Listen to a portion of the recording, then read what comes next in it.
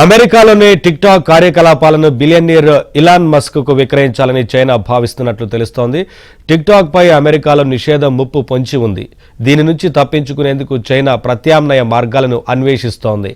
ఈ క్రమంలోనే అమెరికాలో టిక్టాక్ కార్యకలాపాలను మస్క్ కు విక్రయించాలని ప్లాన్ చేస్తున్నట్లు వార్తలు వినిపిస్తున్నాయి.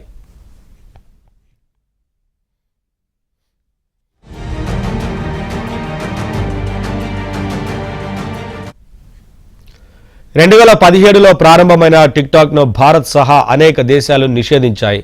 అమెరికాలో కొన్ని రాష్ట్రాలు దీని వినియోగంపై ఆంక్షలు పెట్టాయి. ఈ నేపథ్యంలో ఇటీవల అమెరికా ప్రతినిధుల సభ ఓ బిల్లుకు ఆమోదం తెలిపింది.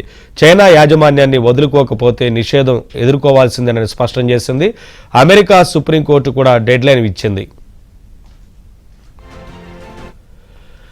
జనవరి 19లోగా యుఎస్ టిక్టాక్ ను విక్రయిస్తారా లేదా నిషేధాన్ని ఎదుర్కొంటారా నిర్ణయించుకోవాలని హెచ్చరించింది. దీనిపై చైనా కంపెనీ న్యాయస్థానంలో అప్పీల్ చేసుకుంది. అయితే టిక్టాక్ పై నిషేధానికే న్యాయమూర్తులు మొగ్గు చూపే అవకాశాలున్నట్లు తెలుస్తోంది.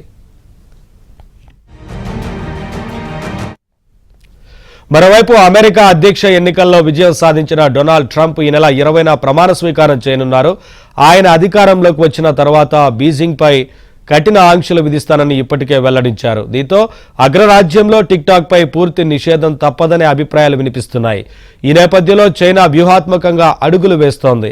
ట్రంప్నకు సన్నిహితులైన మస్క్కే ఈ షార్ట్ వీడియో యాప్ను విక్రయించాలని భావిస్తోంది.